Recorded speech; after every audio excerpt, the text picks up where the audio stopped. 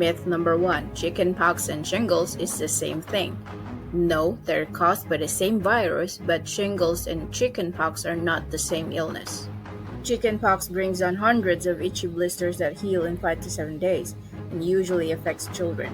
Meanwhile, shingles rash may be fewer and grouped together in a dermatome and can last about a month. The blisters look similar because shingles is a reactivation of the same chickenpox virus. What happens is once you have chickenpox, the virus becomes dormant, that is, it sleeps, but it can reactivate years later and cause shingles. The difference is that shingles is localized to a certain area of the body only, while chickenpox can be generalized.